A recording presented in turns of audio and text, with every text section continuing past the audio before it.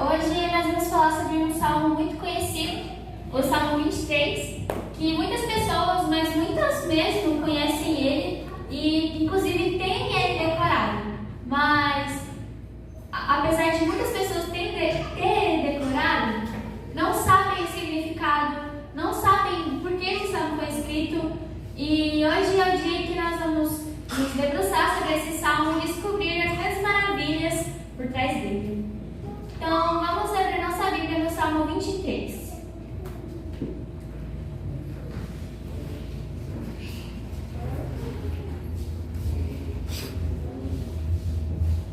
Acredito que para muitos nem precisava abrir, né? Mas vamos ler. O Senhor é meu pastor, nada me faltará. Ele me faz repousar em pastos verdejantes. Leva-me para junto das águas de descanso. Refrigera minha alma, guia-me pelas veredas da justiça, por amor do seu nome. Ainda que eu ande pelo vale da sombra da morte, não temerei mal nenhum, porque tu estás comigo, o teu bordão e o teu cajado me consolam. Prepara-me uma mesa na presença dos meus adversários. Unges-me a minha cabeça com óleo, meu cálice transborda. Bondade e misericórdia certamente me seguirão todos os dias da minha vida, e habitarei na casa do Senhor para todo sempre. Acredita-se que esse salmo tenha sido escrito por Davi antes dele ser o rei. Então era um período em que ele era um pastor de ovelhas. Ele foi escrito na língua hebraica. E essa primeira frase do Salmo 23, a mais conhecida por todos nós, o Senhor é meu pastor, nada me faltará. Na verdade, ela está traduzida de uma maneira um pouco errada. Porque como eu posso dizer, o Senhor é meu pastor, nada me faltará, sendo que me faltam muitas coisas? Bem, por exemplo, não tenho 1 milhão na minha conta. Isso me falta.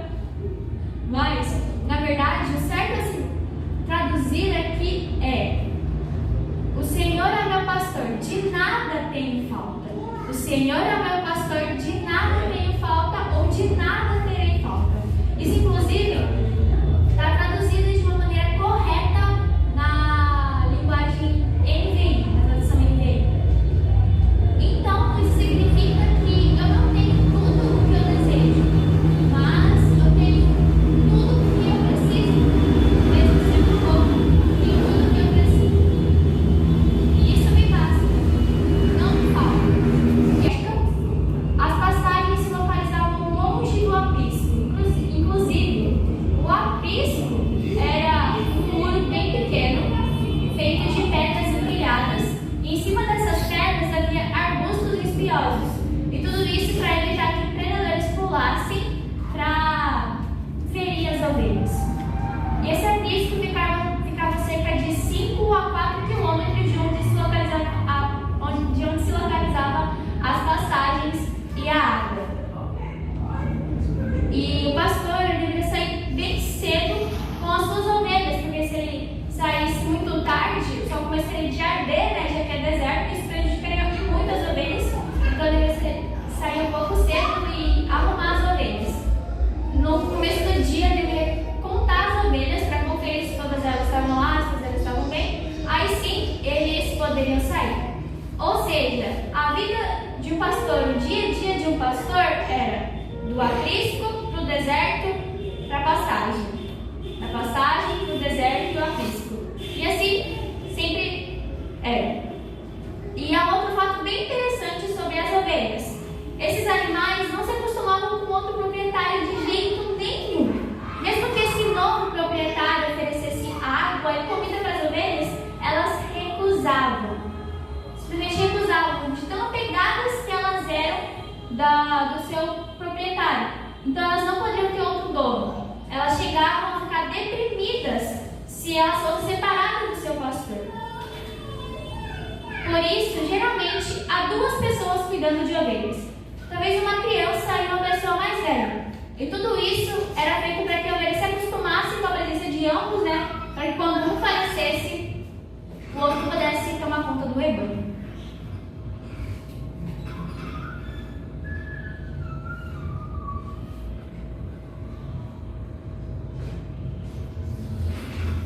Então, a relação de E veja quão grande é o privilégio de nós chamarmos o nosso Pai, nosso Deus de pastor. Porque é esse tipo de conexão que Ele quer que nós tenhamos com Ele, de dependência, de total dependência. Porque Ele garante que nada irá faltar. E outro fato, as ovelhas são animais muito medrosos, pois elas não possuem nenhum elemento natural de autodefesa. Agora me responde aí, quem aqui tem garras grandes? Quem aqui tem presas? Ou um veneno mortífero? Ninguém. Então as ovelhas também não possuíam isso. Por isso que elas eram animais tão medrosos. Elas não tinham nada para se defender. Então elas dependiam totalmente do pastor para que isso acontecesse, para que a sua defesa acontecesse, né? Então elas tinham medo até mesmo do seu reflexo na água. Inclusive, quando elas iam tomar água e havia correntezas, elas ficavam com medo, né? E elas morriam ali do lado da água de medo. Elas não beberiam a água, só por conta do medo. E veja só o quanto isso se assemelha às pessoas. Pensa em quantas oportunidades nós já perdemos só por conta do medo. Então, por isso que na Bíblia nós somos comparados a ovelhas. Além de nós precisarmos ser dependentes de Deus, nós somos seres medrosos. E Deus é o nosso guia. Em alguns casos, o pastor ele vai até as águas, pega a água com a mão e leva até a boca da ovelha. Então ainda há mais motivos para o nosso Deus ser chamado de pastor, porque é esse tipo de cuidado que ele tem conosco, um cuidado único e especial para cada um de nós, porque assim nós somos feitos como seres únicos e especiais aos olhos do Pai. Ele é chamado de pastor porque é o único capaz de refrigerar a nossa alma, nos dando água da vida, que alivia os nossos infernos internos. Imagina só como a vida do pastor parece ser tão chata e monótona. Ele não faz nada além de ficar ali com o seu rebanho. Então, a única coisa que ele tem que fazer é cuidar das ovelhas e vigiar elas o tempo todo, para evitar com que elas se percam ou que elas sejam feridas. A vida do pastor é fazer as ovelhas viverem. Isso faz ainda mais sentido com o que Cristo falou lá em João capítulo 10, versículo 11. Vamos lá? João capítulo 10, versículo 11.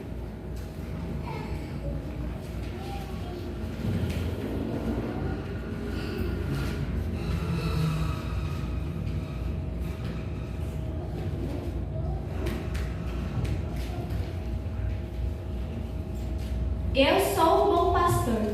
O bom pastor dá a vida pelas ovelhas. Então isso ainda faz muito sentido com tudo que Cristo veio aqui na terra. O bom pastor dá a vida pelas ovelhas. E foi isso que ele fez conosco. Ao fim do dia, chega a tardinha e a hora de voltar ao aprisco. O pastor conduz as suas ovelhas num horário que não seja muito cedo, porque senão ele ia ficar muito quente para as ovelhas, e nem muito tarde, no período da noite. Porque no deserto pode parecer incrível, né? Mas é muito frio à noite. Então era muito difícil para as ovelhas andarem no frio. Por isso que elas tinham que estar no aprisco, para elas ficarem todas juntinhas e aí elas se aquecerem. E durante a noite, né, no deserto, precisavam de vários agasalhos. Então elas não podiam realmente andar durante a noite. Foi então, talvez imaginando o caminho de volta ao aprisco, que Davi compôs: guia-me pelas veredas da justiça. Isso nos mostra que o bom pastor leva as suas ovelhas em caminhos retos e que esses caminhos são seguros, porque o pastor está à frente, guiando o seu rebanho.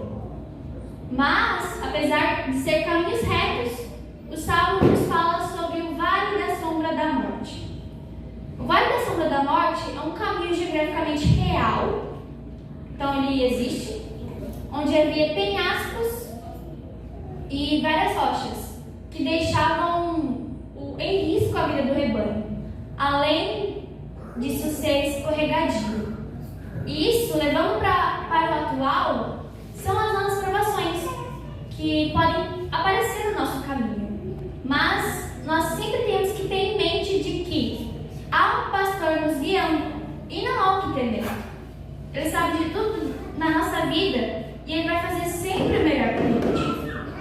E esse trajeto até o aprisco era inevitável. Para voltar para casa era inevitável. Mas como animais tão medrosos e receosos como as ovelhas poderiam passar por tudo isso? O pastor ele criava várias estratégias para as ovelhas se acalmarem, para assim elas poderem passar por esse trajeto até a volta do lar. Ele cantava ou até mesmo tocava para guiar as ovelhas. E dessa maneira as ovelhas faziam uma fila indiana, e elas passavam pelo vale da sombra da morte de uma maneira segura. Como está escrito lá em João 10, versículo 27. João 10, 27. As minhas ovelhas ouvem a minha voz, eu as conheço e elas me seguem. Então, se a gente seguir a Deus, nós temos a certeza de que vamos estar seguros. E há um outro ponto interessante no Salmo 23. Como é que alguém poderia ser consolado ou protegido por um bordão ou vara e um cajado? Como é que isso é possível? Por que Davi escreveu isso? É porque esse instrumento, o cajado, ele tem 3 funções. Tinha 3 funções. E 2 delas são relatadas nesse salmo. Primeiro, a de cajado, como já é dito. Ele era usado para tocar o rebanho. E se uma das ovelhas caísse num penhasco, por exemplo, ou num buraco, a ponta do cajado tinha um formato de gancho. Então, se as ovelhas estavam naquela situação de perigo, o pastor ia lá e literalmente pescava a ovelha e trazia ela de volta. Aí ela ficava em segurança. E a outra função que ele tinha era de, quando uma ovelha começava a se dispersar do rebanho, aí entra a função da vara. Quando ela saía do rebanho, o pastor ia lá e batia a ovelha desobediente e assim ela retornava para o rebanho. E terceira função que esse instrumento tinha era na ponta de gancho havia um encaixe que rapidamente se transformava em uma lança mortal, que o pastor utilizava para matar os predadores que iriam atacar suas ovelhas. E ele também, quando uma ovelha já havia sido atacada e sofria um ferimento grave, o pastor ia lá e matava a ovelha para que ela não sofresse mais, não sofresse muito até a sua morte. Então ele só agilizava o processo. E perceba que o mesmo instrumento tem diversas funções. A primeira, a de protetora, que é a lança. Segunda, salvadora, o cajado. E terceira, disciplinar, a vara. Em alguns momentos, nós aprendemos somente com a dor. Por isso, o cajado consola, o cajado protege. E tem essas várias funcionalidades. Afinal, essa é a dinâmica da nossa vida e de ver de conflito. Se nós sofremos muito, nós não aguentamos. E se sofremos pouco, nós não vamos saber quão mal é o mal e a gente não vai querer se livrar dele. Por isso que a gente precisa sofrer em determinados momentos da nossa vida. Assim, durante o nosso caminho, Deus ele administra a quantidade de varas, de lanças e de cajados que vamos precisar durante o nosso caminho ao lar. Assim como as ovelhas precisavam de volta, quando caminhavam de volta para o seu aprisco. Conta-se uma história de turistas que estavam num ônibus seguindo para conhecer o Monte Sinai. E no caminho até o Monte Sinai, eles estavam no ônibus, e o guia explicava a grande importância que as ovelhas tinham para aquele povo e o cuidado que os pastores tinham com essas ovelhas. As ovelhas eram praticamente filhos dos pastores.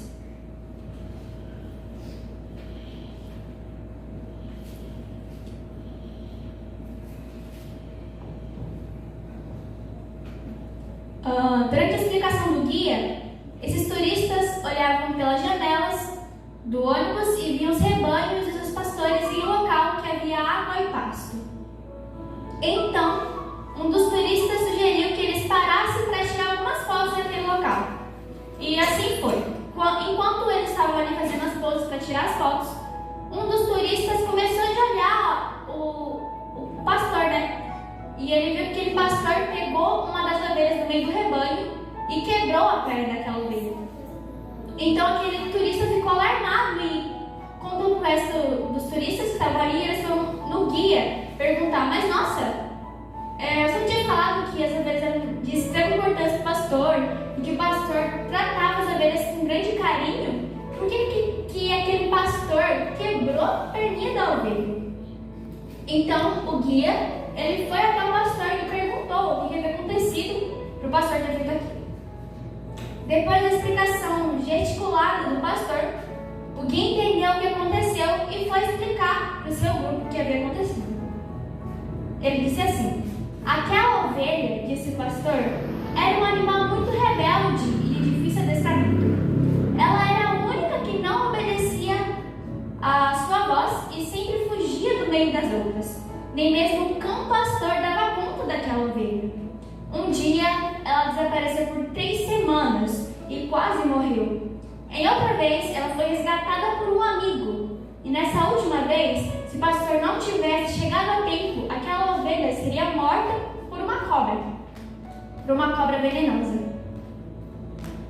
Então, aquele pastor, como um ato de amor, decidiu quebrar a perna daquela ovelha para que ela não mais fugisse e ficasse segura. Várias pessoas sugeriram para ele que ele vendesse ela para o abatedor, porque a sua lã estava toda ruim, né? Cheia de galhos, porque ela já havia fugido muito por conta da sua desobediência. Mas, como ato de amor, o pastor fez isso. O pastor concluiu que esse ato doía mais nele do que nela, porque a ovelha precisava sofrer, aquela ovelha precisou sofrer para aprender a obedecer. E a partir daquele momento, aquela ovelha seria carregada pelo pastor até o aprisco. Esse é o nosso Deus, esse é o nosso pastor. Como ele refrigera e acalma a nossa alma, saber que existe alguém que nos guia e que tem um cuidado especial para cada um de nós. E nos mantém em segurança durante todo esse caminho. Algumas vezes ele pode ir lá e quebrar a nossa perna em termos emocionais. A gente pode estar sofrendo e perguntando: meu Senhor, mas por que eu tenho que passar por isso? Por quê?